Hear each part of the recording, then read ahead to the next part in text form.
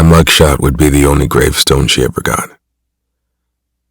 My beautiful boy, my Ruffian, if you are reading this letter, our adventure has ended for me. I hope and pray you are well on your way to adulthood. I wish I had more security to offer you. All I can do is rely on what we've been through to guide you. This world can be a harsh place, but we both know that there are little crevices in that harsh place where true beauty can be found. The smiles of the grateful, the tight, too long hugs of the lonely, the way to shepherd all of the humans, animals, and nature around us to a slightly easier path. Take them to the crevices, my sweet boy.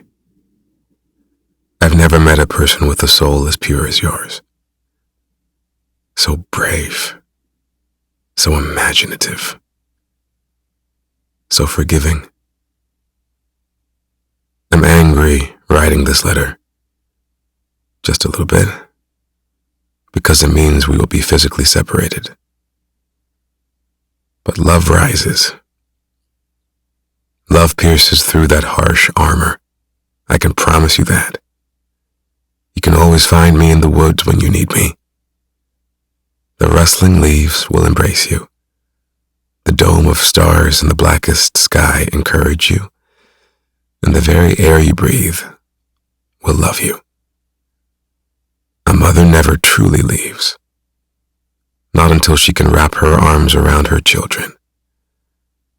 So I will set up a waiting space where I get a great view, and I will wait for you. Be my greatest gift to this place. I love you, Ruff. This letter was written on the previously plain side of some inserts that came with junk mail. Blank paper made my mom huff and her mouth smush up. She hated that a tree gave its whole life and someone wasted the backside of paper. Fill it up. I mean, seriously, Ruff. If you're going to kill a tree, at least grace both sides of the paper with usefulness. As I got older, I understood that the business was saving money by leaving the page blank. Less wages to pay workers creating content, less expense on ink to print.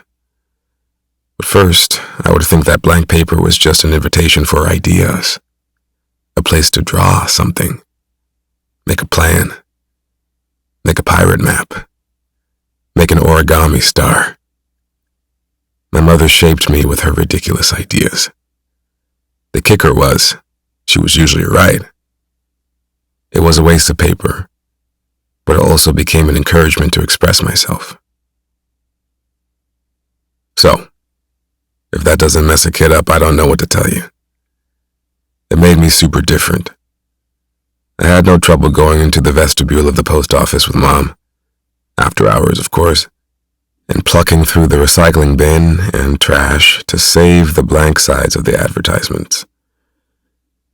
We were homeless, technically, but she was my home, so I was secure. As I read her letter, I held her cold hand, waiting for it to twitch, waiting for it to squeeze my big hand back. The noise around me, outside of this tent, was also her worst nightmare. The cops were breaking up our little community. The woods people, that's what others called us. Most said we were dangerous, but we were just trying to live. My woods neighbors were fighting back, at least some of them. Most were resigned to the fate of packing up what they could carry and moving on.